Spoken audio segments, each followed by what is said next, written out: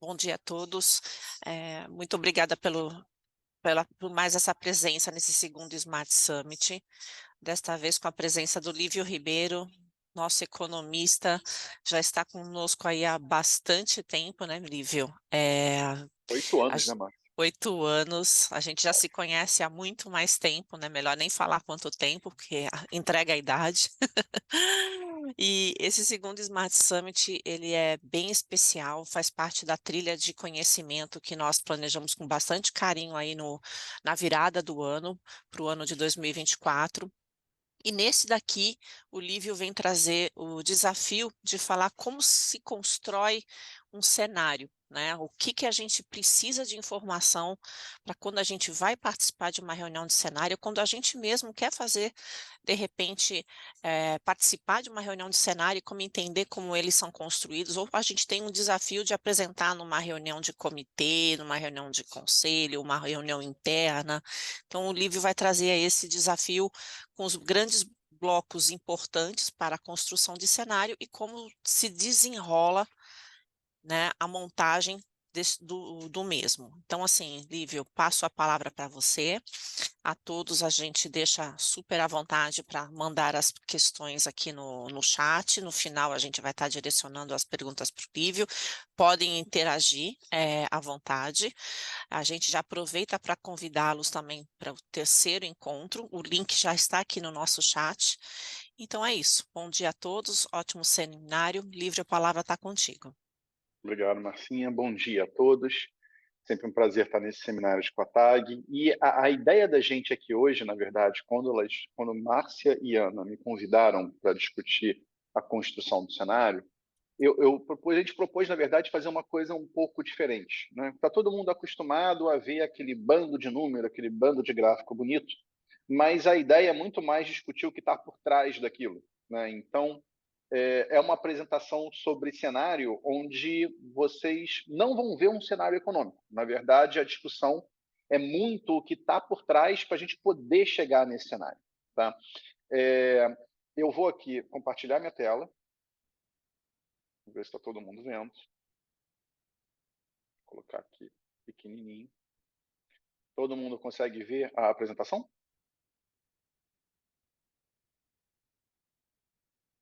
Sim? Sim, Sim, Lívio.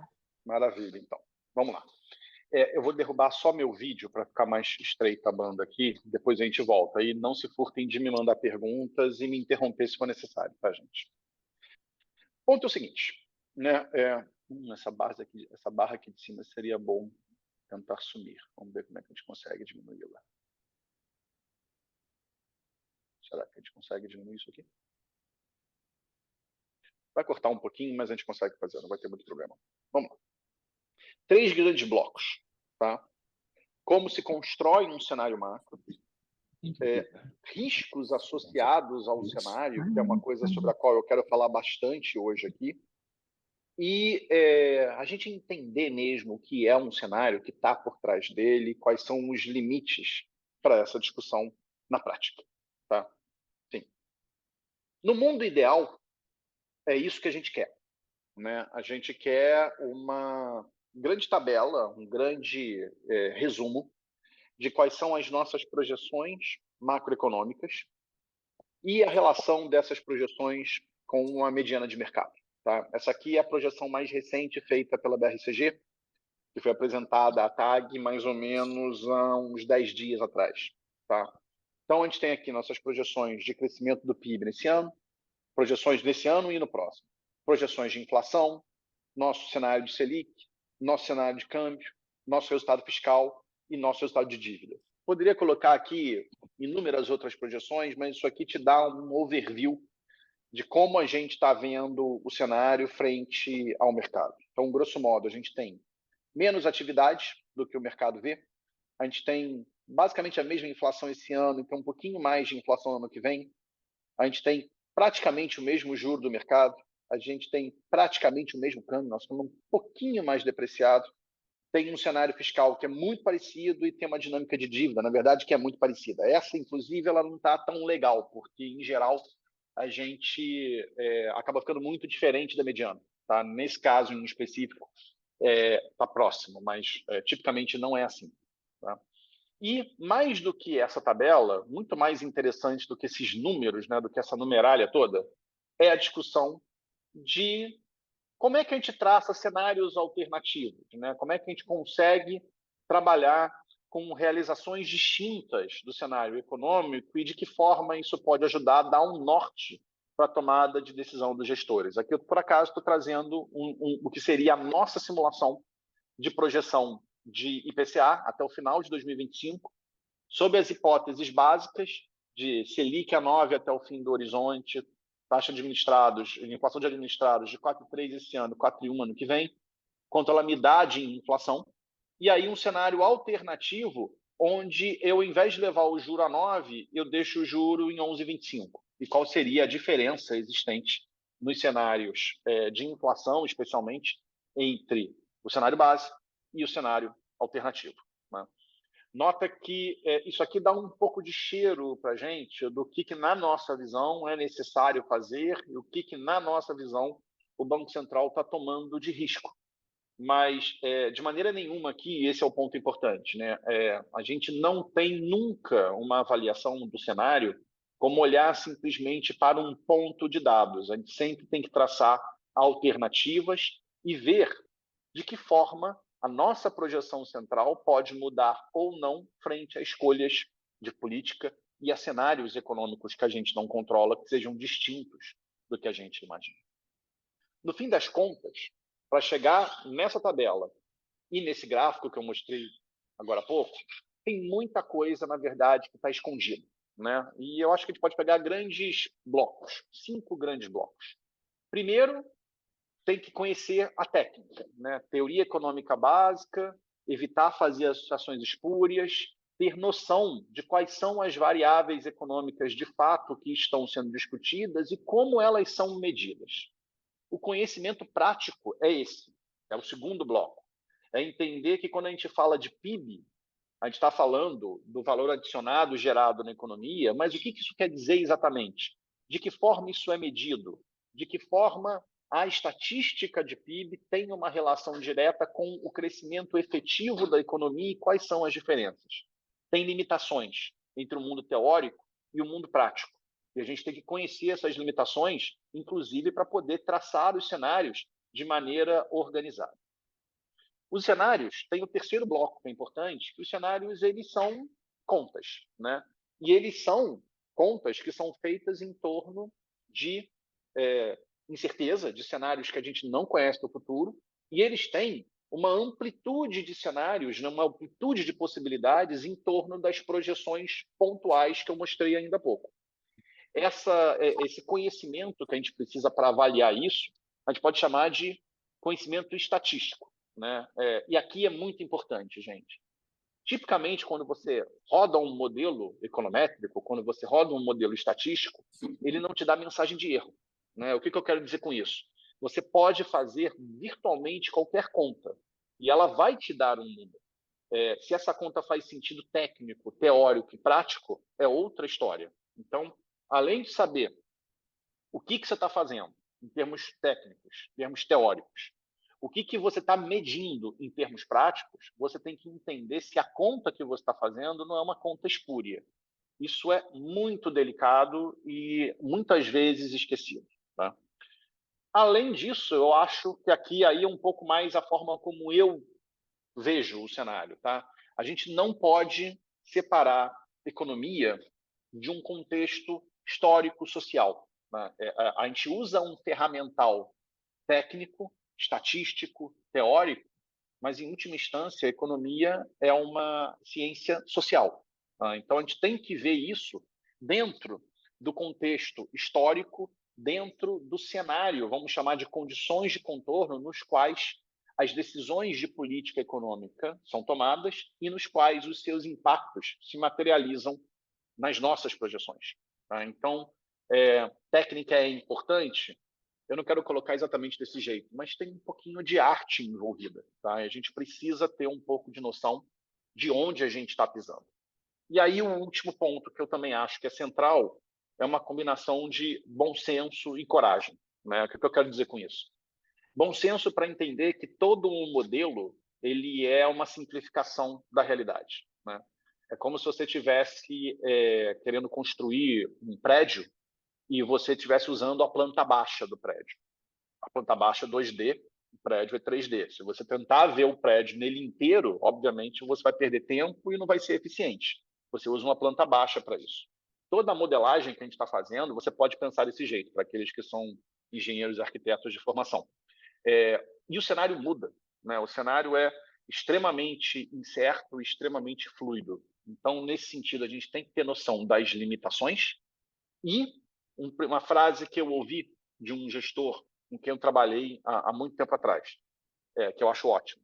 Nunca se apaixone pelas suas estimativas. Tenha a noção de que elas têm um nível de incerteza grande, que você tem que estar preparado para lidar com ele. Mas tenha coragem de defendê-las, porque, afinal, se você não tiver convicção de que você está fazendo um trabalho melhor do que a mediana, simplesmente pega a mediana, né? Você tem que ir além, né? E ter noção de que esse processo de ir além ele é difícil e incerto. Fazer cenário econômico é muito simples, é muito fácil. Fazer um cenário que seja consistente e coerente é muito difícil. Tá? E essa talvez seja a grande mensagem, a mensagem central quando a gente está discutindo a construção de um cenário macro. Tá?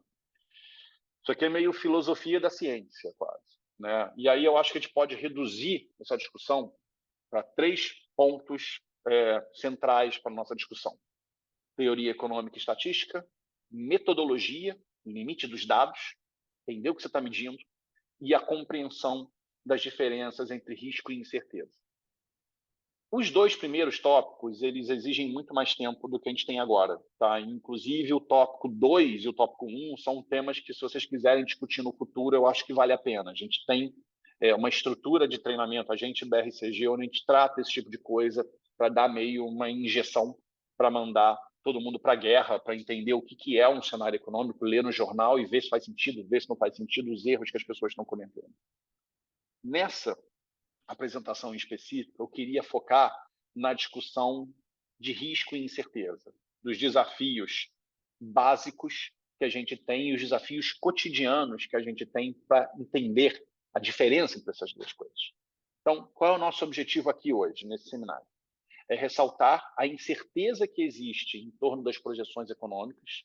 Volta para a tabela do início. Ela era um número, mas ela tem riscos, ela tem incertezas em torno daqueles números e de que forma essa incerteza vai compor riscos, probabilidades e oportunidades na construção de cenário de curto prazo. Aqui a gente está discutindo o horizonte de 2 anos, mais longo do que isso já começa a ficar um pouco difícil, mas como a incerteza compõe risco e compõe oportunidades. Né? Se vocês quiserem me interromper, me interrompam, tá, gente? Porque é importante. Agora, uma sutileza ultra relevante, tá? Que, em geral, as pessoas confundem. Risco e incerteza não são a mesma coisa. Tá? Tem muita teoria em torno disso. Tá? A teoria da incerteza é uma coisa que remonta a 100 anos. E eu estou trazendo aqui 2 comentários. Um que é o original, tá? E um mais recente, muito famoso, que muitos de vocês já devem ter lido alguns livros dele. Tá? Primeiro, o conceito de incerteza no cara que, não vou dizer que foi ele que criou o conceito, né, o conceito teórico, mas é certamente um dos maiores expoentes, que é o Knight, tá? No livro dele, Risk, Uncertainty and Profit, de 1921. Entenda risco como uma coisa mensurável. Né? Por exemplo, é um ruído estatístico, é um intervalo de confiança, é um desvio padrão. E em estados na natureza, em realizações do mundo, para os quais você tem uma probabilidade. Essa probabilidade ela é um número. Então, risco é uma coisa onde você está tratando de probabilidade e você está medindo a probabilidade da ocorrência do cenário X versus a ocorrência do cenário Y. Incerteza, por outro lado, é uma coisa não mensurável. É a nossa total ausência de capacidade ou de conhecimento para pensar em quais são os cenários possíveis. E aí, obviamente, se você não consegue nem pensar em quais são os cenários possíveis, você não consegue medi-los. Né? Então, ou seja, incerteza é um conceito muito mais marcante, porque ele é o conceito do imponderável. Tá? Vamos trazer esse debate para uma discussão mais recente. E olha aqui que eu estou fazendo uma discussão de 80 anos de diferença. Tá? No grande livro do Taleb, do Cisne Negro. Né? Tem uma série de outros livros dele, mas talvez esse aqui seja o livro mais famoso recente do Taleb. O que ele está discutindo por ser um cisne negro? O que é o cisne negro? Ele é um evento estatisticamente inesperado, ou seja, que você não consegue atribuir probabilidade, e que tem um enorme impacto. E ele muda a forma de você perceber o mundo. A história do cisne negro, na verdade, por que o nome? Né? Ela vem de uma questão que ocorreu, que se dizia que não existiam cisnes negros, porque na Europa não existiam cisnes negros. Até um dia em que você descobriu o cisne negro na Austrália em 1697. Então, isso muda completamente a forma de você enxergar não só o futuro, mas também o passado. Cisnes negros são possíveis. Tá? Na prática, isso, traduzido para a discussão de risco e incerteza, é um mecanismo que a gente tem de racionalizar a incerteza, que é uma coisa que não é medida, e racionalizar ela a posteriori, utilizando um instrumental de probabilidades e contas, que é um instrumental de risco. Esse é um ponto que as pessoas às vezes esquecem, mas a gente tenta medir incerteza usando risco. E não são as mesmas coisas. Tá? Vamos ter na cabeça sempre o seguinte: quando a gente constrói um cenário, a gente está lidando com incerteza. A gente não sabe o que vai ocorrer daqui a uma semana, 2 meses, 1 ano. Em outubro de 2019, ninguém sabia que a pandemia ia estourar na virada do ano, em dezembro de 19, janeiro 20. Isso era uma coisa que não estava basicamente no cenário de risco de ninguém. Por quê? Porque era um imponderável. Tá? Você não sabe quando vai ocorrer um terremoto, você não sabe quando vai ocorrer uma enchente. Mas o que a gente trabalha na prática é uma atribuição de probabilidades de risco de que eventos dramáticos ou eventos incertos ocorram no futuro. Vocês devem ter visto nos últimos 2 anos, nos últimos 3 anos, muitas discussões a respeito do risco de ocorrer uma nova pandemia num horizonte de 20, 25 anos. Nota que não é a mesma coisa. Você tem uma incerteza brutal, você não sabe se vai ocorrer uma pandemia ou não, mas você usa esse instrumental estatístico para tentar ponderar o que seria o imponderável. Por que eu estou perdendo tempo com isso? Porque quando a gente vem para o nosso mundo prático, de chegar na tabelinha e chegar no gráfico, no fim das contas, o que a gente pode traçar são cenários de risco, são balanços de risco em torno daquelas projeções centrais. Então, vamos ter na cabeça que quando a gente traça um cenário macro, a gente não está, de fato, lidando com o imponderável, não está lidando com a incerteza, mas a gente está lidando com um rol de possibilidades que a gente consegue imaginar e atribuindo probabilidades no entorno do nosso cenário central. Com isso, eu quero discutir não o cenário, mas os riscos que a gente vê para um cenário de curto prazo, os riscos que a gente está observando para 2024 e a forma como eles podem afetar a nossa construção de cenário. Tá? O que a gente tem visto nos últimos anos? Tá? E os últimos anos eles vêm até um pouquinho antes da pandemia. De novo, estou fazendo aqui primeiro uma avaliação social, histórica, para discutir objetivamente uma projeção pontual. A gente tem visto uma mudança muito grande na forma como governos interagem, como sociedade e governo interagem e como as pessoas tomam as suas decisões. Agentes econômicos de maneira geral, empresas e famílias tomam as suas decisões de consumo e investimento. Tem uma enorme rodada de reformatação de políticas públicas, de preferências e formas de interação que, na verdade, vem um pouco antes da pandemia. Ela começa, de fato, a partir ali de 2017, 2018, quando você tem o primeiro tiro efetivo da guerra comercial entre Estados Unidos e Europa e China. O jogo muda, tá, gente? E a gente só vai ter dimensão do tamanho dessas mudanças talvez muitos anos na frente. Mas o fato é que Você teve um evento que foi um evento complicado, que foi o evento da crise financeira de 2008, 2009. Ele teve impactos, mas meio que você volta para um mundo que é um pouco parecido com ele ali em meados da última década. A partir de 17, 18, não. O regime, de fato, ele começa a mudar e todas as relações econômicas que a gente estima e projeta, elas têm que respeitar a um novo tipo de ordenamento. Em 2024, a gente está observando coisas específicas, tá? Mas eu acho que é seguro dizer que a partir de 17, 18, a gente tem um mundo mais volátil, com menos cooperação, com menos integração e que é mais permissivo com gasto público, com Estado maior do que 10 anos antes. Isso muda totalmente as condições de contorno nas quais a gente está discutindo as nossas projeções e as decisões de política. Especificamente em 24, eu queria destacar 4 pontos que se alimentam: geopolítica, clima, política fiscal, atuação da política fiscal e atuação da política monetária. Todas essas coisas, elas se afetam, tá? E aí é importante a gente tentar entender tudo de maneira, vamos dizer assim, holística, para construir um cenário em função desses riscos. Primeiro ponto, geopolítica. Olha, é uma volta ao passado. A gente não discutia múltiplas guerras e múltiplos problemas geopolíticos no mundo, talvez desde a queda da União Soviética, né? É um mundo meio demodé nesse aspecto.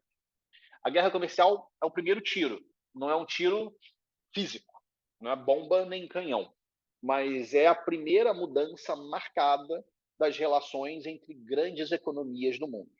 E aí é uma nova realidade, que é cada vez menos cooperativa e mais combativa, né?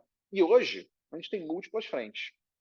Tem o leste europeu, com a discussão russo-ucraniana, tem a questão dos bálticos, tem a questão dos escandinavos entrando na OTAN, mudando totalmente o equilíbrio geopolítico militar que existe na Europa. Tem a questão de Taiwan no Sudeste Asiático, que não é nova, mas com a emergência desses novos riscos geopolíticos aparecendo em outros lugares, ela ganha mais força.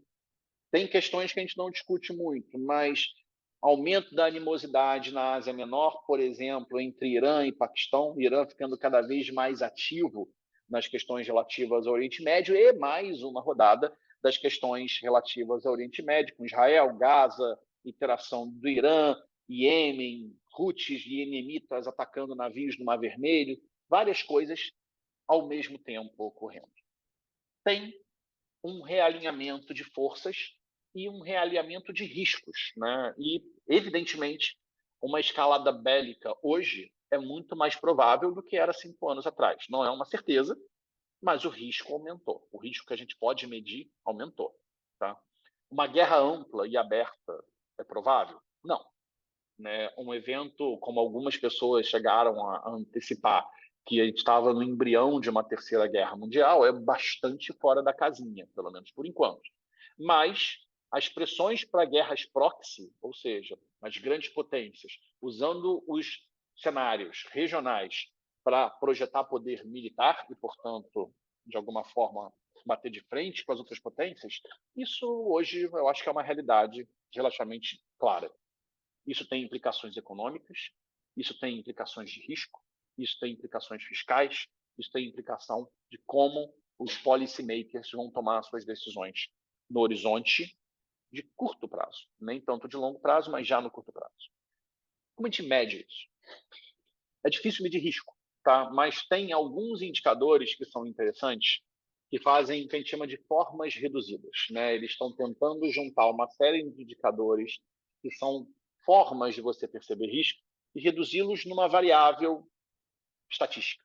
Especificamente esse aqui, que é o Global Geopolitical Risk, que é uma série, na verdade, de grandes indicadores de risco que são produzidos a partir da metodologia desses dois caras, o Dario Calvala e o Matteo Iacoviello, que são 2 economistas do Fed de Nova York. Tá? O que a gente vê, na verdade, é que, olha, você tem um período muito longo de risco geopolítico pequeno, e aí, a partir de 2021, ele começa a dar uma acelerada e ele dá um pulo aqui. Esse pulo é a guerra da Ucrânia. 26 de fevereiro de 2022 é quando você tem a invasão. Esse nível, ele volta, né? Esse gráfico aqui é o mensal e aqui na série mais escura é a média móvel. Tá? E a gente vê que nessa média ela voltou, mas ela não volta ao patamar prévio. Então, é um mundo em que, na média, a gente está trabalhando com um nível de risco geopolítico maior do que era no passado. O que a gente chama de mudança de condições de contorno, voltando ao comentário que eu fiz lá no início. A coisa que está mais em atenção agora é a discussão dos Houthis iemenitas atacando navios que estão entrando aqui pelo Estreito de Bab el-Mandab para pegar o Canal de Suez e chegar na Europa. Nota que é uma coisa bem específica, é uma região específica perto do Mar Vermelho, onde você está tendo ataques a navios, e isso está complicando as rotas de comércio naquela região. Mas será que esse impacto ele é só para aquela região? Ou ele traz implicações que são muito mais amplas para o mundo? Primeiro ponto, o navio que antes vinha para cá é o navio que agora tem que dar a volta. Ele leva 2 a 3 semanas a mais para chegar na Europa. O navio que vai para a Europa não é um navio que fica somente na rota Sudeste Asiático e Europa. É um navio que poderia vir da Europa, por exemplo, para as Américas. Então, você tem um efeito secundário de cara. Que, se tudo mais constante, você alonga o tempo, o custo é maior, o tempo é maior, e o atraso que você teve na rota Sudeste Asiático e Europa é o atraso que chega, por exemplo, para a rota Sudeste Asiático, para a rota Europa-Américas. O que eu quero dizer com isso? Os efeitos eles são heterogêneos nas rotas e eles também são heterogêneos de acordo com o produto que é transportado. Qual é o principal produto que faz a rota Sudeste Asiático Europa? Na ordem, derivados de petróleo, e aqui você tira a parte de gás natural, você está falando de petróleo cru, gasolina, nafta e diesel, e container de bens industriais. O que eu estou dizendo para vocês é que esse choque, nessa região específica, se mantido por muito tempo, tem potencial para afetar a formação de preços de combustíveis e, eventualmente, de bens industriais no mundo. Isso tem total ligação com a discussão de para onde vai a inflação no curto prazo e tem total ligação com um balanço de riscos nos quais as decisões de política monetária, inclusive deste ano, serão tomadas. É um evento específico de risco que afeta a discussão de policy e afeta o nosso posicionamento entre aplicar ou não a taxa de juros, por exemplo, de 1 de janeiro de 2025. Né? Como um efeito que está acontecendo lá no Mar Vermelho pode afetar a nossa discussão de política monetária aqui, sem contar Estados Unidos, Europa e outros lugares. Será que o choque está sendo um choque que já tem efeitos globais ou é só local e segmentado nesses setores econômicos específicos? Outro indicador, Fed de Nova York, que mede a pressão existente em cadeias globais de valor. Ele é medido como um desvio padrão, ou seja, se ele está no zero, nem ajuda nem atrapalha. Se é positivo, atrapalha. Se é negativo, ajuda. Tá? Então, o que a gente vê é que a gente passou um longo período em torno do zero, um pouquinho abaixo, depois um pouquinho acima. Durante a pandemia, dá uma pancada. Depois da pandemia, tem aqui aqueles múltiplos eventos de logística que ocorrem exatamente na mesma região. Não sei se vocês vão lembrar de um navio que escorregou literalmente no canal de Suez, entupiu o canal de Suez, levou 3 semanas para tirar esse pico aqui que a gente tem na segunda metade de 2021. E aí você tem um período de enorme descompressão dos custos logísticos globais, que está associado às pessoas demandarem mais serviços do que bens, está associado a mudanças na parte de oferta de logística no mundo. E aí a gente vem, a partir de 2023, para um cenário em que durante o ano passado inteiro a logística foi um vento de cauda, ela te ajudou. Ela jogou a inflação global para baixo como parte relevante da formação de preços dos bens que são consumidos pelos consumidores. Esse choque recente acaba com um vento de cauda Nota, ele não reverte. Não é um choque negativo, mas ele mata a ajuda que a gente estava observando durante o ano passado, o que por si já é uma informação relevante. Segundo tema, clima. Originalmente era um papo de ecochato. A Greta gritando e reclamando e todo mundo olhando para a questão ambiental como uma questão talvez lateral, coisa de europeu que gosta de ser verde, entre aspas. Só que tem outras questões que a gente tem que começar a olhar com um pouco mais de atenção. Tá? Primeiro, isso aqui é a média de temperatura na superfície, medida em Fahrenheit, tá? E aqui desse lado em graus Celsius. Que a gente tem observado na superfície da Terra nos últimos 70 anos. Tá? A gente vê que, sistematicamente, essa média ela vai subindo. Tá? E aí, contrapondo eventos de El Niño, que tipicamente são mais quentes, e eventos de ano de Laninha, que tipicamente são mais frios. Mas a média sobe. A média subir quer dizer o quê? Em primeiro lugar, a princípio, não seria uma questão objetiva, porque regiões que antes eram produtivas ficam mais quentes e são menos produtivas, mas regiões que eram mais frias ficam mais quentes e elas podem ser mais produtivas. Então, com o devido tempo, você vai se adaptando. O problema que tem ocorrido é que a gente tem observado reversões muito grandes de regime climático e rápidas. Vou voltar aqui para ano passado. Isso aqui é a probabilidade da reversão de Laninha El Niño medida em janeiro 23 e depois a medida em abril. Em janeiro 23, você tinha uma probabilidade gigantesca de Laninha indo até março, abril, maio, e aí você entrava num regime muito provável de normalidade climática. Normalidade climática é entendida aqui como a água do Pacífico não estando nem mais quente nem mais fria, Laninha ou El Niño. Vamos ver o que era. Isso aqui é projeção em janeiro. O que foi a realidade em abril? De fato, Laninha, El Niño não foram observados em abril. Clima neutro nesse aspecto, com 100% de chance. Mas 2 meses depois, a probabilidade de El Niño, que em janeiro era medida em menos de 30%, já era superior a 60%. E você mudou para um regime de El Niño praticamente 1 mês e meio depois de acabar o Laninha. Né? Esse ponto é importante por quê? Porque as reversões elas estão ficando cada vez mais rápidas e cada vez mais intensas. E isso tem uma implicação que tem impacto econômico, para além da nossa conta de ar-condicionado. Como é que você pensa no regime, por exemplo, de produção agrícola, se a cada ano que você vira de Laninha desse lado para El Niño desse lado, o que estava quente fica frio, o que estava úmido fica seco, o que estava adequado para plantio fica inadequado. Isso não induz risco? Isso não induz volatilidade? No limite, isso não induz aumento de preço na produção de determinadas culturas em determinados momentos do tempo? Isso tudo é impacto econômico. Isso tudo é impacto econômico que, no frigir dos ovos, vai implicar em como os governos vão ter que lidar com isso, em termos de gastos para reverter ou suavizar esse processo de mais extremo climático, e de que forma a política monetária e os agentes vão se moldar a essas características de um cenário mais volátil numa coisa tão primária quanto produção agrícola. Tá? Nota que esse mundo que a gente está discutindo com geopolítica, com guerra, com extremos climáticos, é um mundo que exige mais governo.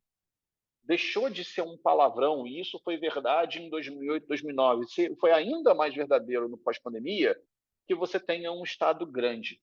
Né? Se a gente tivesse essa discussão em meados dos anos 2000, da primeira década, não, o Estado tem que ser menor, o Estado tem que ser cada vez menor, pequeno e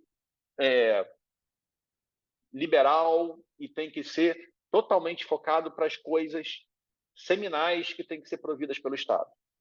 A visão que muita gente tem, e eu particularmente ainda tenho, é essa, mas é inequívoco que a permissão, a capacidade de você tolerar um Estado maior, mais intervencionista, ela aumentou no mundo, inclusive aumentou na população média.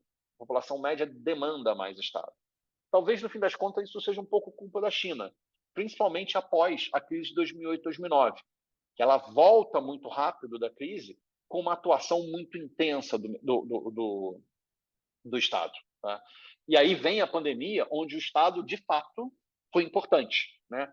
A atuação do Estado, né, o apoio que ele deu a famílias e empresas foi essencial para que a gente tivesse um período pandêmico menos delicado, menos negativo do que poderia ser num cenário onde o Estado permanecesse quieto. O Estado serve para isso, na verdade, para eventos como a pandemia, e aí estava certo, ele tinha que agir.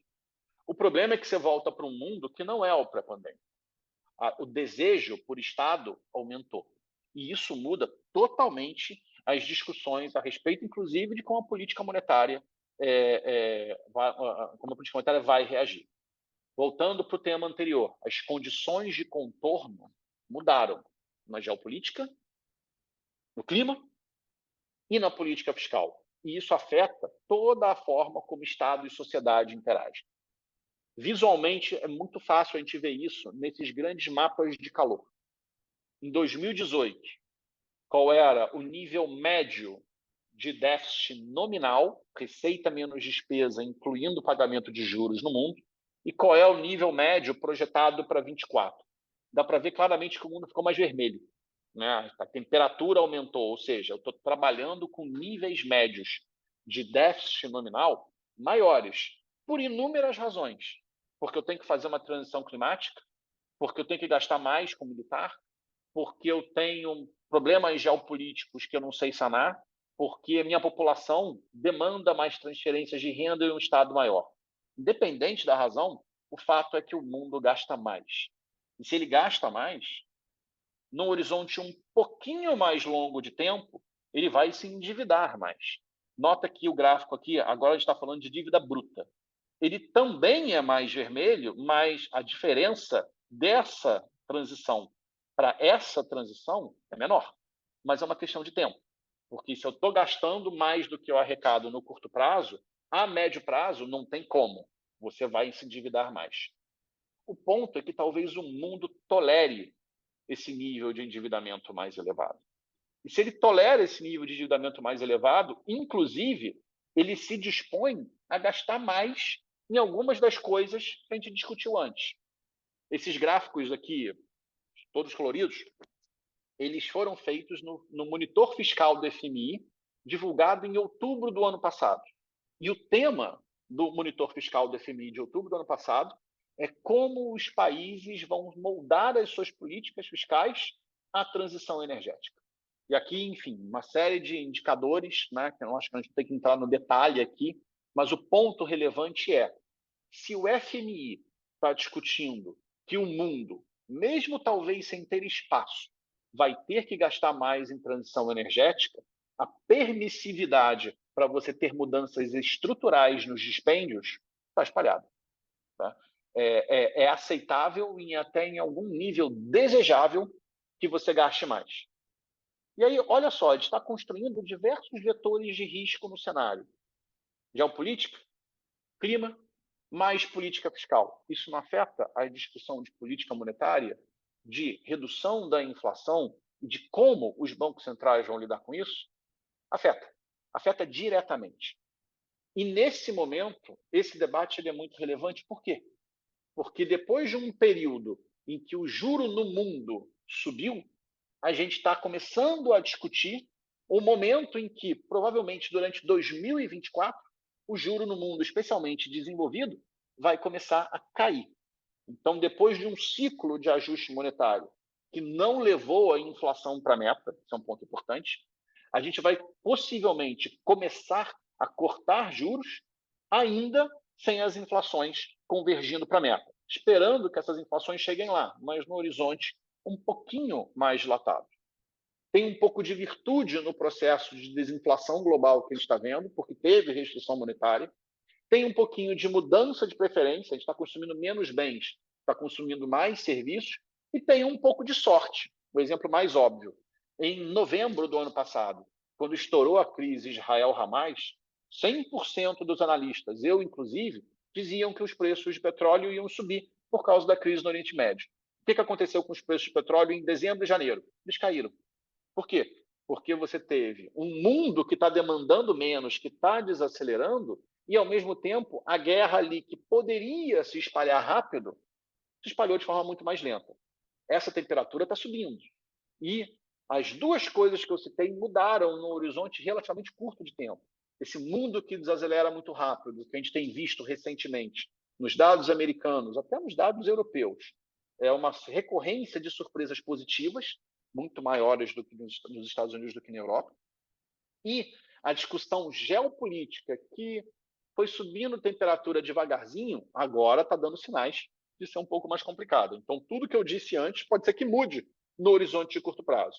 Olha o risco afetando a formação de cenário, olha o risco afetando as nossas decisões de política e de investimento no horizonte que não é muito longo. Tá? Os juros vão cair esse ano, gente. Só que tem 3 discussões que são relevantes. 1, qual é o timing disso? 2, qual é a intensidade disso? E 3, a política monetária ela não mudou para se adequar a esse novo contorno que eu estava citando antes. De que forma isso muda as nossas projeções pontuais e o risco associado a essa discussão?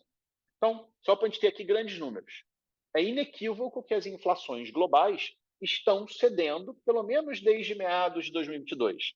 Esse gráfico aqui tem a inflação CPI, tá?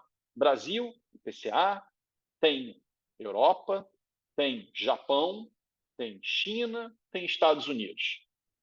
Na China, até na China que não tem inflação, ela está caindo um pouco mais. O Japão, mantendo sua tradição de ser diferente de todo mundo, a inflação subiu e ficou lá em cima. E você tem quedas de inflação em 12 meses na Europa, no Brasil e nos Estados Unidos. Tem uma certa correlação entre esses movimentos. O que é interessante é que se você vem para a inflação núcleo, né, subjacente, que a gente chama, e aqui ela está medida do mesmo jeito para todos os países, é o CPI, é a inflação consumidor cheio, menos combustível, energia e alimentação. Então, aqui é exatamente a mesma forma da gente enxergar em todos os lugares. O que a gente vê é que esse processo de queda da inflação ele é muito mais lento e muito menor. Isso vale para o Brasil, e ele existe, tá? Na maior parte dos lugares. Mas ele é mais lento e menor. Isso vale para o Brasil, isso vale para os Estados Unidos, isso vale para o Japão, isso vale para a China, isso vale para a zona do euro. Tá? Aí a pergunta é: como é que as políticas monetárias vão lidar com isso? Já parece claro que o mundo desenvolvido não quer mais subir juros. Parece claro que o mundo emergente começou a subir juros antes deles e agora está num vetor de queda de juros que já vem de algum tempo. Mas aqui a gente fez só para vocês terem cortes da inflação cheia, da inflação núcleo, no core, e na inflação de serviços, acumulado em 12 meses, para janeiro 22, 23 e 24. Essa tabela aqui, ela tem 5 países, tá? Originalmente, agora tem 32, tá? Obviamente, eu não coloquei aqui porque ia ficar muito pequenininho. Mas o ponto é, as inflações de headline, elas estão cedendo se comparadas principalmente a um ano atrás. Então, de maneira geral, elas são menores do que 22, elas são menores do que 23 agora em 24. Quando você vem para as inflações de núcleo, e aí, de novo, estou medindo sempre do mesmo jeito, energia, combustíveis e alimentos. A gente tem a inflação de hoje menor do que a inflação de um ano atrás, nessa tabela aqui dos 5, só a Austrália é uma exceção, tá? Você tem um núcleo que está mais alto do que de janeiro de 22, mas ele também cai em relação ao ponto imediatamente anterior. E se você olhar para os 29 países que a gente está olhando hoje, a gente tem isso presente em 90%, 95% deles. Tá? A Austrália mais 2, se não me engano, a Indonésia mais 1, que estão com inflação de núcleo, que é menor do que o ano passado, mas é maior do que a de 2022. Agora, se eu vier para a inflação de serviços, 100% dos países têm inflações de serviços hoje, que são maiores do que as inflações de núcleo e são maiores do que as inflações de headline. Então, nota, o perfil da inflação global mudou. Ela é uma inflação que cai, mas ela, se você tira os itens mais voláteis, ela cai menos do que o headline. E se você olha para os itens que têm mais inércia, principalmente em serviços, que leva mais tempo para subir, leva mais tempo para cair, as inflações de serviços hoje são mais elevadas do que a inflação de CPI em qualquer lugar do mundo. E aí, qual é a pergunta? E é a dúvida, né? A incerteza do debate. O que os bancos centrais vão mirar? Eles vão mirar o headline, que é, para quase todos eles, a meta de inflação, ou eles vão fazer considerações qualitativas, principalmente na composição entre bens e serviços, para avaliar como a política monetária vai ser regida. Não está escrito em pedra. E fazer uma coisa ou outra não é erro. Tá? Mas nota que isso tem implicações objetivas para o nosso cenário de discussão de aplicar ou não um juro, pode ser no Brasil, pode ser nos Estados Unidos, pode ser na Europa, pode ser em qualquer lugar que seja, num horizonte de 6 meses a 1 ano. Ou até num horizonte um pouquinho mais longo, de 1 ano a 2 anos.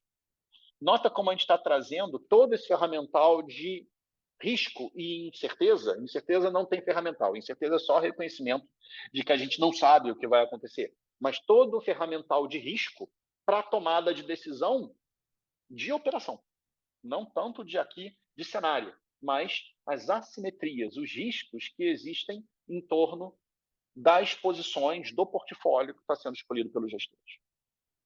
Esse nó do cenário, para fechar, ele tem, na verdade, tem vários nós. Primeiro, os bancos centrais escolheram que a inflação vai convergir além do horizonte usual. Tipicamente, os horizontes são de 2 anos. E se você pega os últimos 4 anos, as inflações ficaram fora das metas basicamente no mundo inteiro. E o mundo inteiro ainda projeta que elas vão ficar fora da meta pelo menos até o fim de 2025, início de 2026. Isso vale para os Estados Unidos, isso vale para a Europa, isso vale para o Brasil, isso vale para o Japão, isso vale para a Inglaterra, isso vale para basicamente todos os lugares. Então, optou-se por um alongamento de prazo. Isso é ruim? Isso é bom? Na verdade, depende. Se você não quer um choque de curtíssimo prazo na atividade, alongar o horizonte é bom.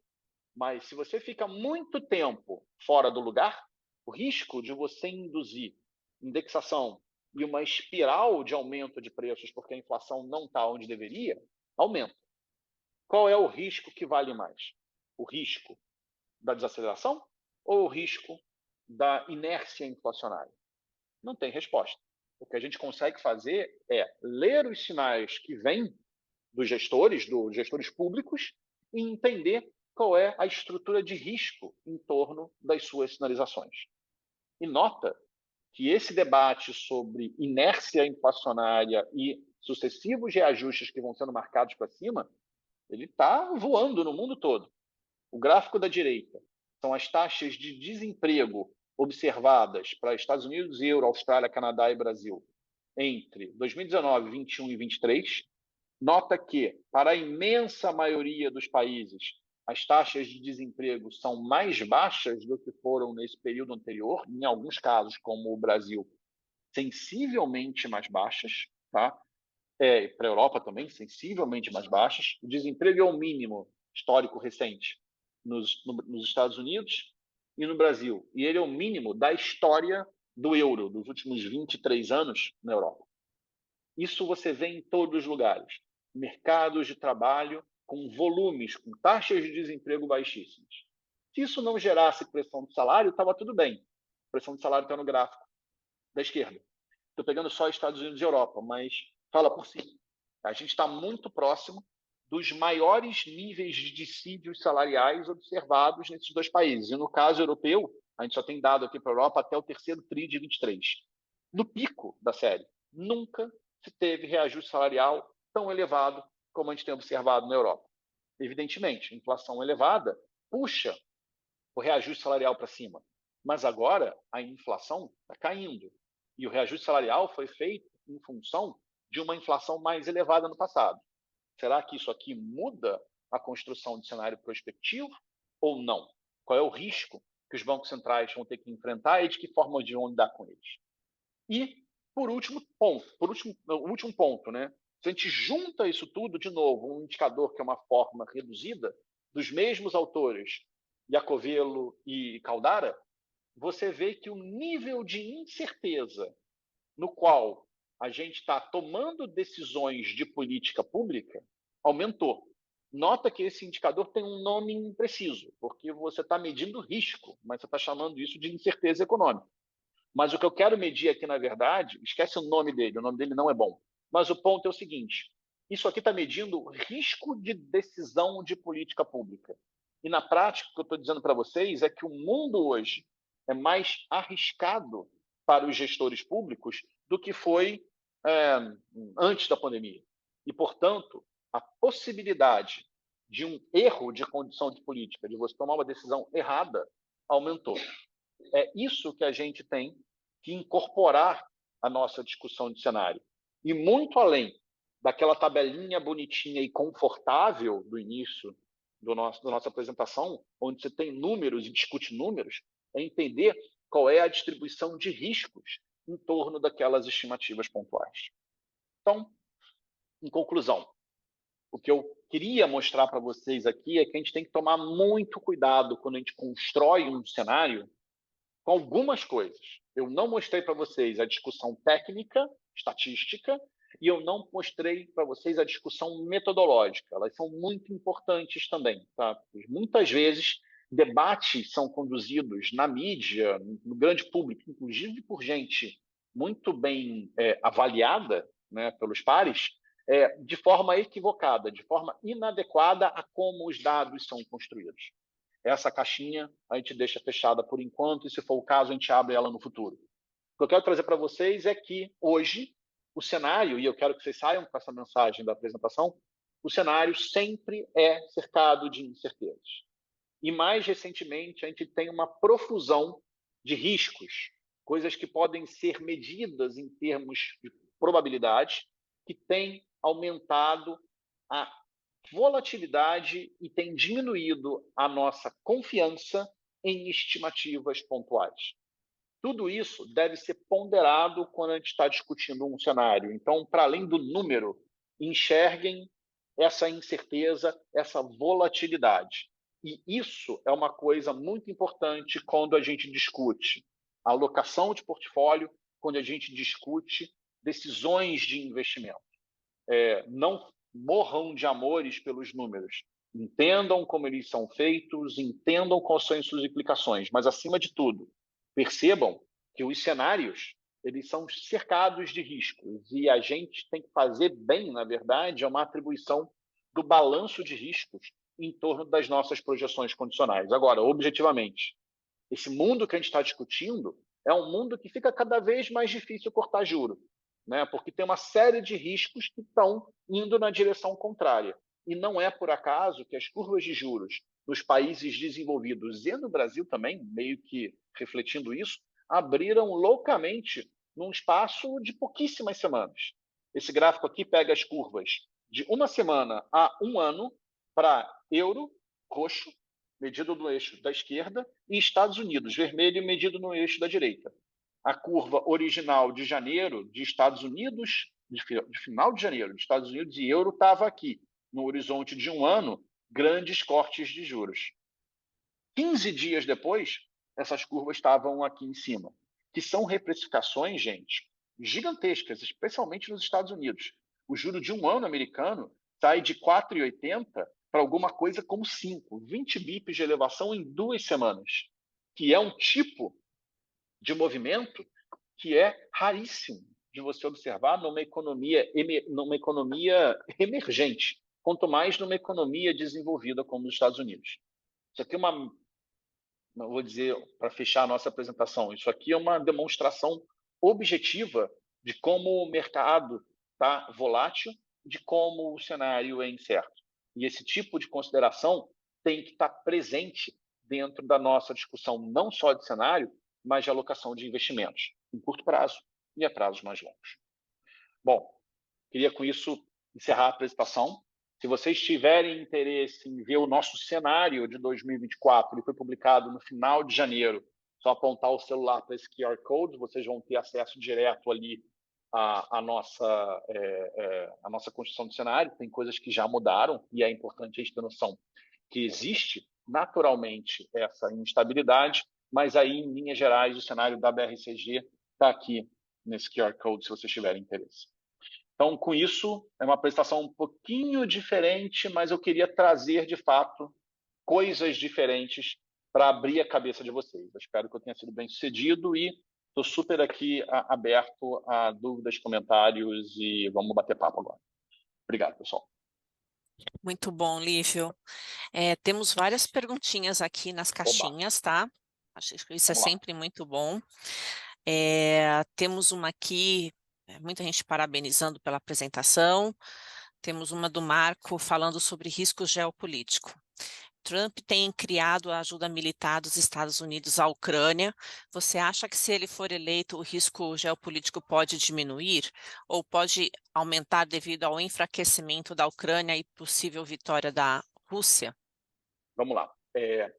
Trump já fez uma declaração. Deixa eu desdizer o que eu não disse. Espera aí. Eu vou dar 2 passos para trás. Na sexta-feira, se não me engano, o Larry Summers, que foi secretário de Tesouro americano, ele teve num seminário na Universidade de Miami, onde ele colocou o tema de uma forma que é exatamente como eu enxergo, tá? Eu gostaria de dizer quase tudo que o Summers diz, tá? Então foi só mais uma vez em que isso aconteceu. O ponto dele é o seguinte: olha, a gente tem que notar que aí está falando especificamente dos Estados Unidos, a gente tem que notar que talvez a grande vantagem que a gente tem nos Estados Unidos é que a gente tem o rule of law bem estabelecido. O que é isso? Independente da pessoa que está sentada na cadeira, a gente tem regras mais ou menos estabelecidas e tem como o jogo é jogado de maneira organizada.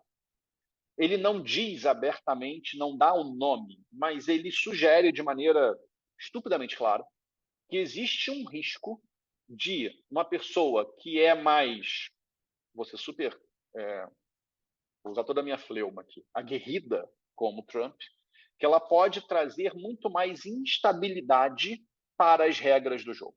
Tá?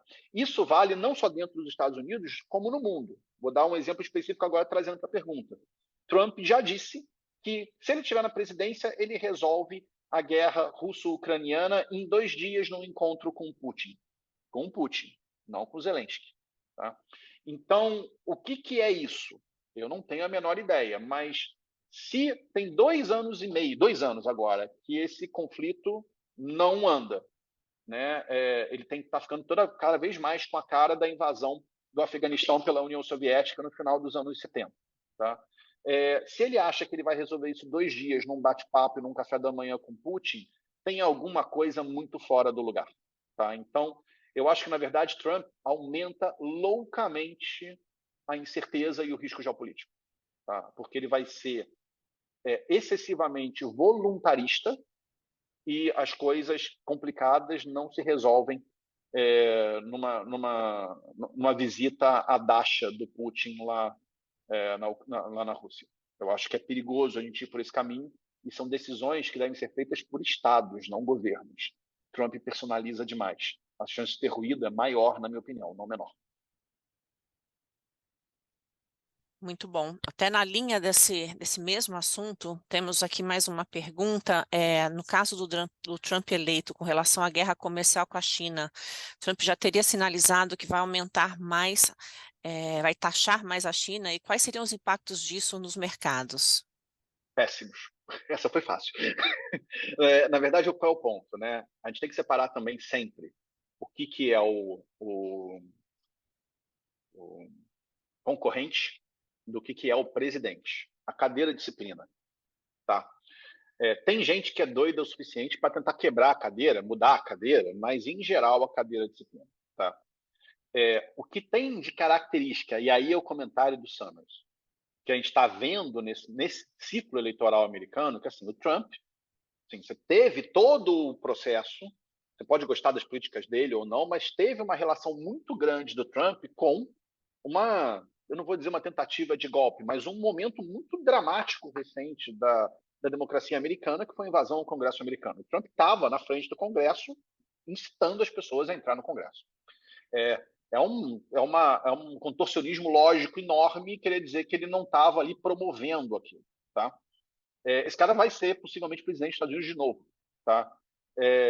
Quando o Summers fala de mudança de rule of law, você pode chamar isso de erosão institucional. Eu, particularmente, entendo dessa forma.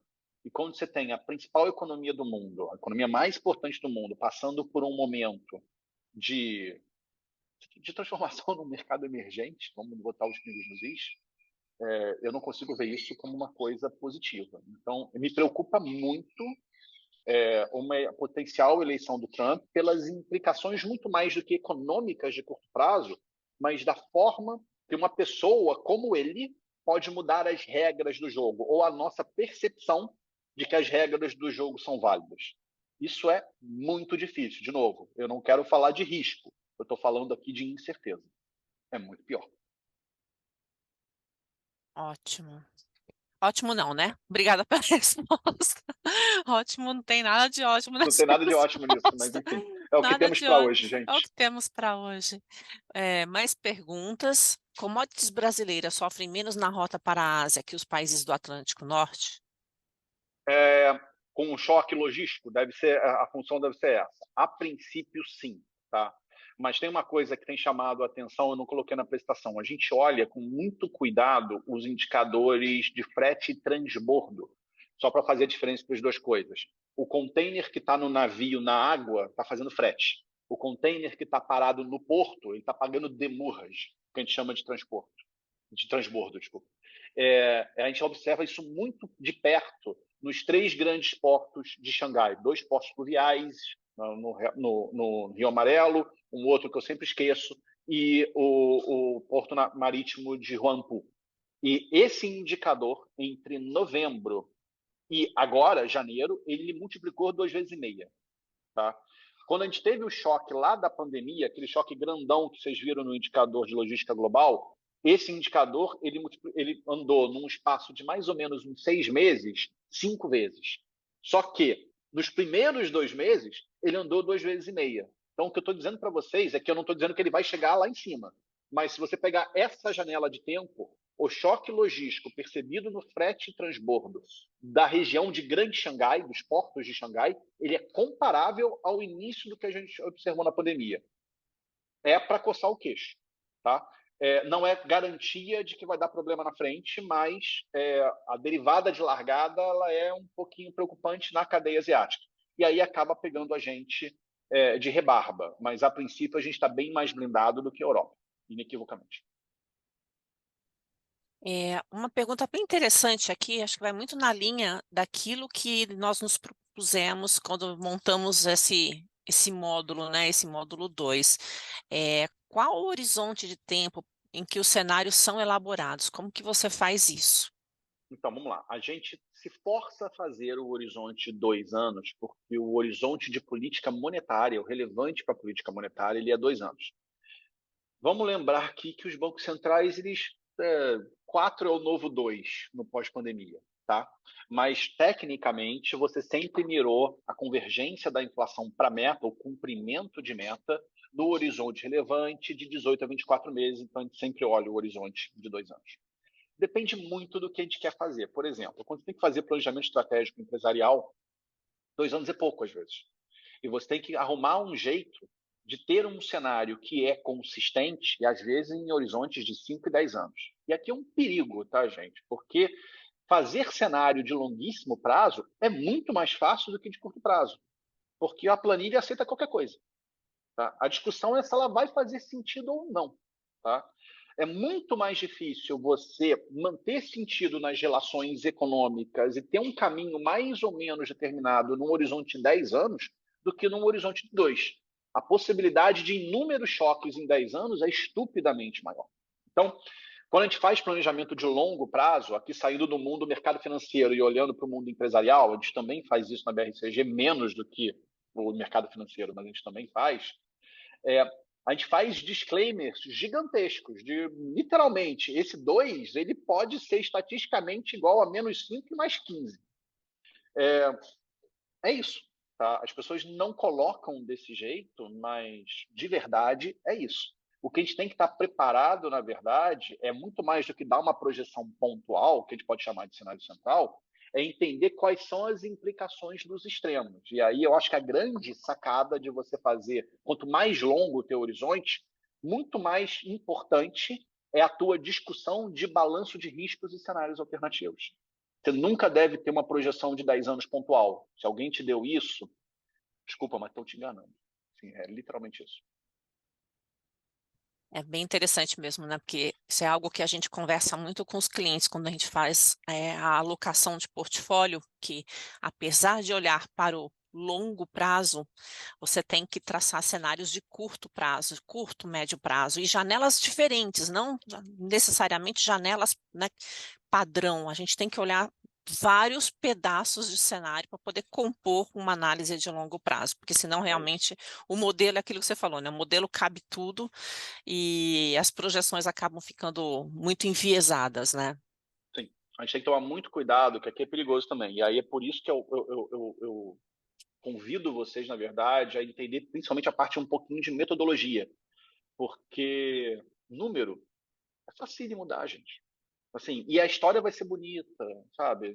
Tipo, as pessoas são bem treinadas para ter narrativas. A discussão é a consistência. Aqui que é o ponto.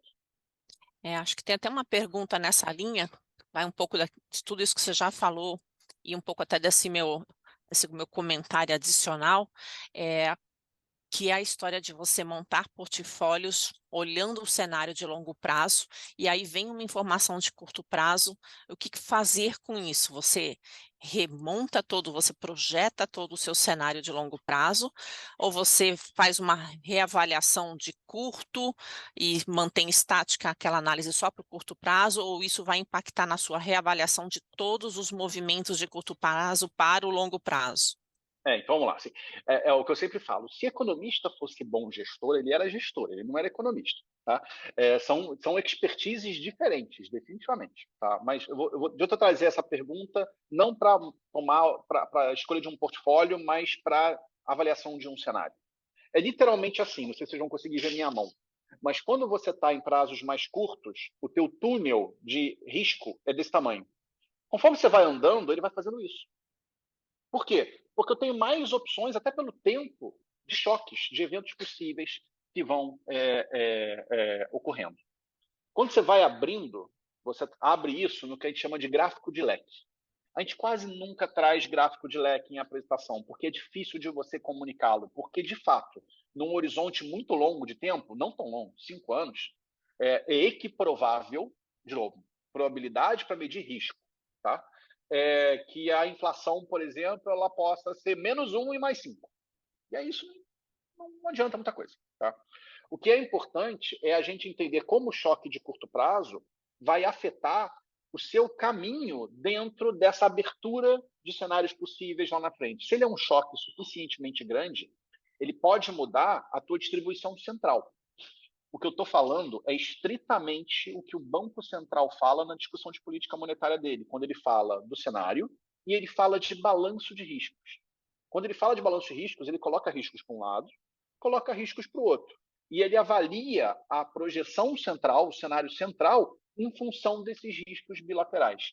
Em novembro do ano passado, não sei se vocês vão lembrar disso, teve uma divergência no comitê, porque um dos diretores acreditava que o choque Israel-Hamas ele era suficiente para mudar a distribuição central, enquanto os outros diretores só diziam que o choque Israel-Hamas ele ampliava a possibilidade de cenários. Ou seja, a maioria disse, não, vamos manter a projeção, mas entendendo que agora, de repente, tem mais eventos possíveis. A maioria estava certa. É uma forma bem organizada de separar a diferença entre cenário, risco e contingências. E o Banco Central fez direitinho. Quem me conhece há mais tempo sabe que eu sou muito crítico da sinalização, da forma como esse Banco Central tem se comunicado no pós-pandemia. Nesse evento, nota 10 total. Você mencionou 4 vetores relevantes, né? Geopolítico, climático, fiscal e monetário. Você acha que faz sentido incluir um outro ponto nesta equação de natureza comportamental, um mundo mais polarizado? Essa é mais uma pergunta que nós tivemos aqui. Na verdade, ele está dentro do geopolítico, né? Repara. E ele também está dentro do fiscal, porque a demanda por mais gasto, no fim das contas, é para agradar alguém. Se tem alguém que não está contemplado, essa pessoa está no outro extremo. Então, tudo isso, na verdade, faz parte desse esgarçamento das relações. Lembra, eu usei uma frase, mudança na forma como agentes se relacionam. Agente pode ser sociedade e governo, pode ser governo-governo, pode ser sociedade-sociedade. São tempos mais inflamados. E isso muda as condições de contorno na qual as políticas públicas são definidas. Os governos ficam mais reativos, né? E isso aumenta o rol de cenários que a gente tem que traçar e aumenta risco e incerteza das políticas públicas. E Índia? Temos uma pergunta aqui que muito pouco se fala de Índia. Qual que é o papel da Índia nesse jogo como um todo? Então vamos lá, muito pouco se fala, mas todo mundo me faz essa pergunta nos últimos 6 meses. Tá? Deve ser porque eu gosto de países estranhos, tipo China e Argentina, e a Índia entra no grupo. Vamos lá, gente. Assim, eu cheguei a estudar a Índia há muito tempo atrás. Tá? Então, todas as coisas que eu vou dizer aqui, elas são baseadas muito mais em conhecimento prévio do que conhecimento atual. Tá? Eu não tenho acompanhado o cenário de Índia, ainda que, por exemplo, aqui na BRCG, a gente tenha sido convidado a fazer um trabalho que a gente acabou não prosperando, das relações comerciais entre Índia e Brasil, tá? Para agora. Mas o ponto é o seguinte, existe uma ascensão de um outro grande, como foi a China há 25, 30 anos atrás, existe a ascensão de um outro grande player global, de um outro grande mercado global, que é a Índia nesse momento, que está urbanizando muito rápido, que está demandando muitas commodities e que tem características produtivas que são muito diferentes do que era a China há 30 anos. Primeiro, para a parte boa, é um país que a imensa parte das pessoas fala inglês. Tá? Então, isso é uma vantagem gigantesca em relação ao chinês médio, que hoje em dia continua não falando inglês. Segundo, tem rule of law ocidental em muitos aspectos, porque vem da colonização inglesa. Então, é mais próximo da nossa realidade do que o chinês. Talvez esses sejam os 2 grandes vetores positivos que esse país tem. Ele tem 2 grandes vetores que são negativos. O terceiro grande vetor que é importante, ainda que o Moody tenha trazido para ser mais personalista, é a maior democracia do mundo, né, em termos de eleições livres, recorrentes e estáveis. Tá? Então, é uma questão importante, que é uma grande diferença em relação à China do passado e da China de hoje. Coisas que são piores. A estrutura produtiva da Índia ela é muito menos organizada do que era a da China há 30 anos atrás e deve continuar assim por um tempo. Por quê? Porque existe um problema muito grande de mobilidade social. Tá? A mobilidade social na China ela era uma mobilidade social que era em função do esforço. Nada te travava, a não ser que você quisesse brigar com o partido. Na Índia, 1/4 da população são os impuros. E é uma questão cultural, esse cara não sobe. Tá? Então, o mercado indiano, de fato, ele é menor do que o chinês e a possibilidade de mudança tem essa questão cultural por trás, que é muito complicada. Segundo, é uma economia que está muito mais apta a ofertar serviços do que bens. Ela não é um grande polo produtor de bens, pelo menos bens de larga escala. Tecnologia ela está andando, questões específicas ela anda, mas uma Índia que produz camiseta branca, como foi a China de 25 anos atrás, 30 anos, possivelmente não vai ser. Até porque a China resolveu esse problema. Ela pegou a fábrica dela de camiseta branca e colocou no Vietnã, no Laos e no Camboja. Tá? Então, são formas de interação com o mercado global que são muito diferentes do que foram no passado. É um grande player? É. É um player que vai incomodar? Vai. Hoje, você tem... A Índia é mais próxima do Ocidente do que a China sempre foi. E aí tem essa benevolência com a Índia.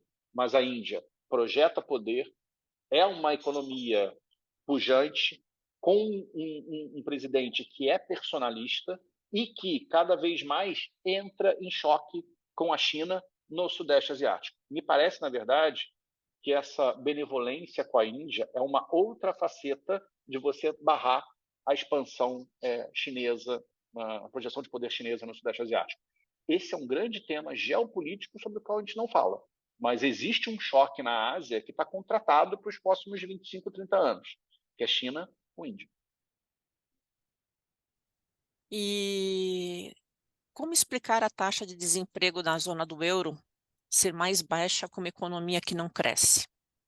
Então, ótima pergunta. Tá? Não sei, mas vamos lá. Isso está acontecendo em todos os lugares. Tá? E tem uma combinação aqui de três coisas. Tá? A primeira, a estrutura de oferta de trabalho no mundo mudou no pós-pandemia. E aí é simples. Desemprego se mede pelas pessoas, aqui a parte metodológica, é importante. Desemprego se mede pelas pessoas que não têm emprego, dentre as que estão procurando emprego. Se eu aumento transferência de renda, as pessoas param de procurar emprego.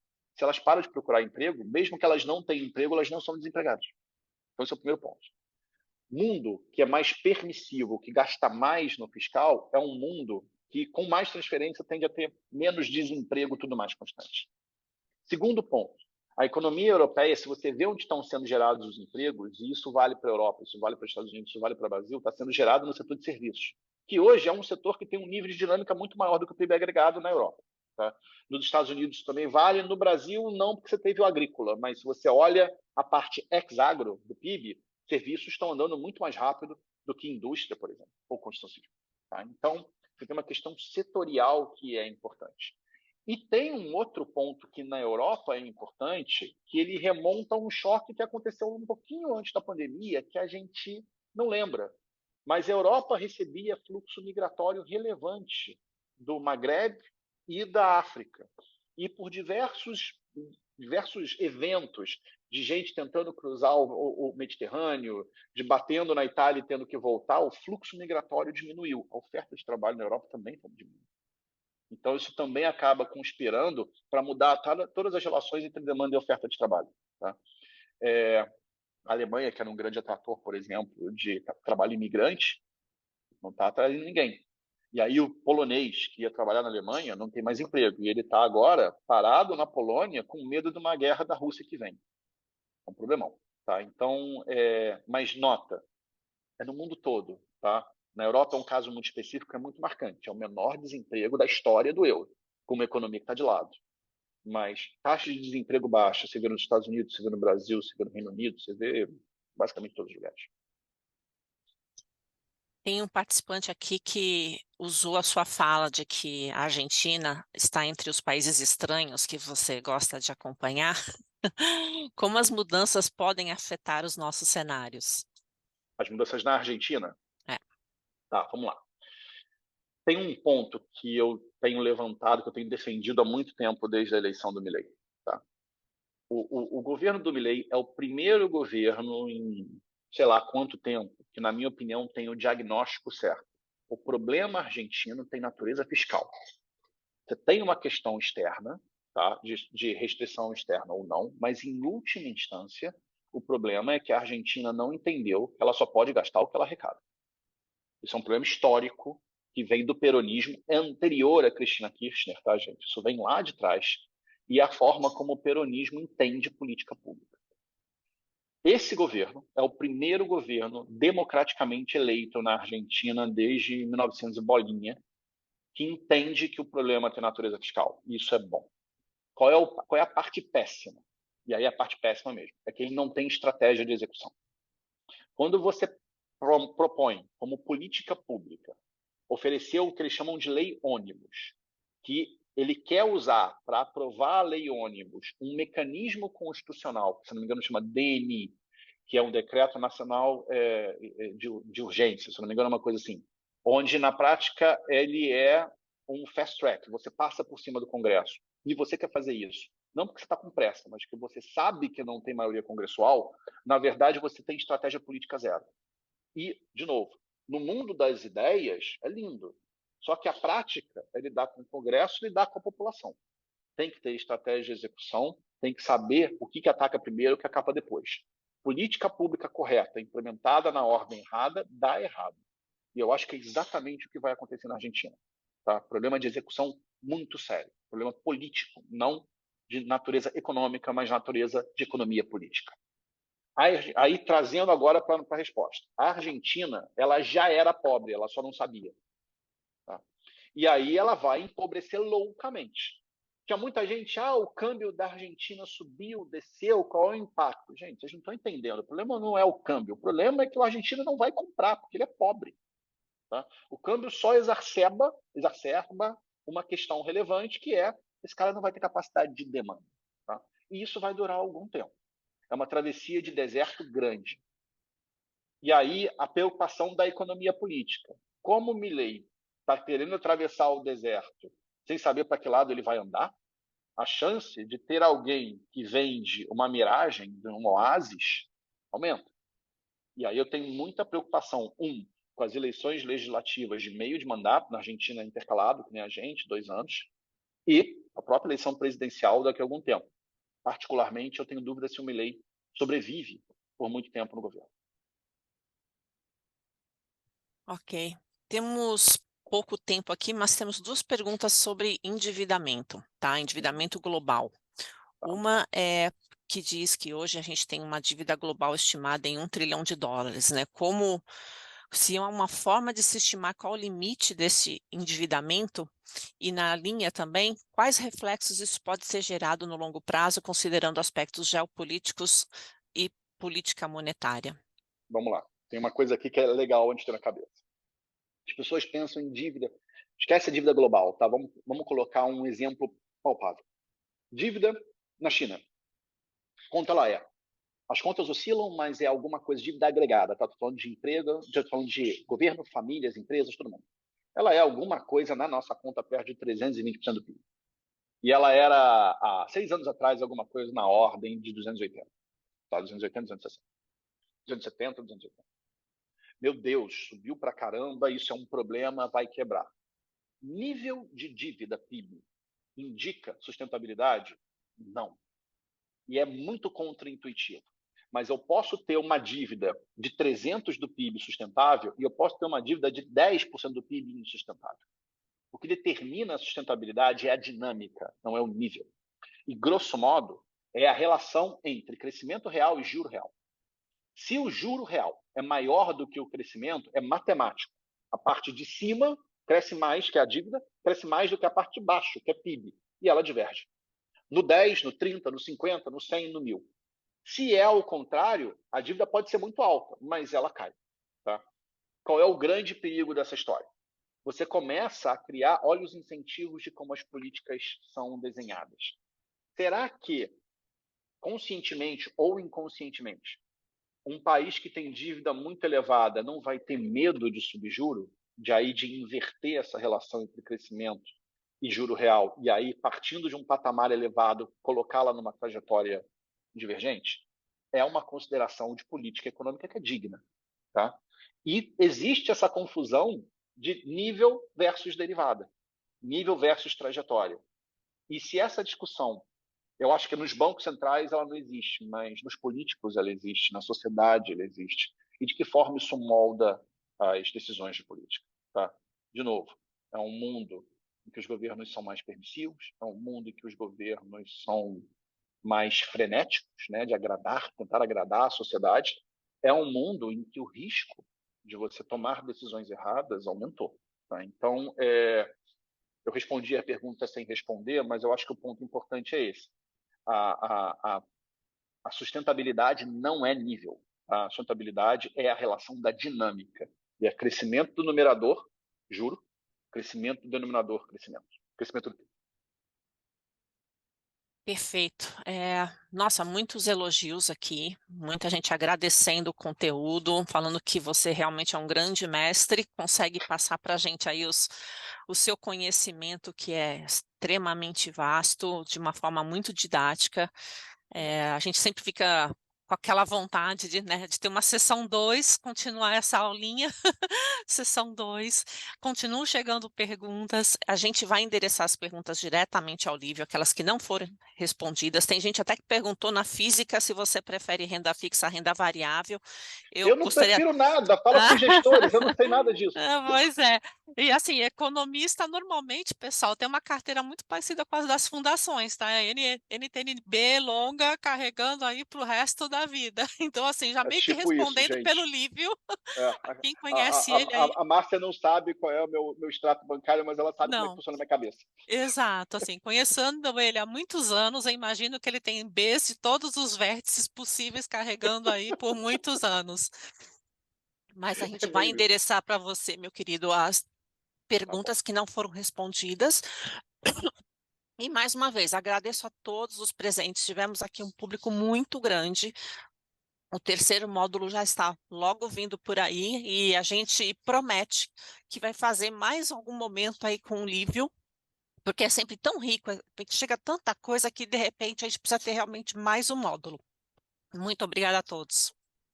Obrigado, gente. Prazer, como sempre. Se cuidem. Tchau, tchau, pessoal. Tchau, Bom tchau, tchau, dia a tchau. todos.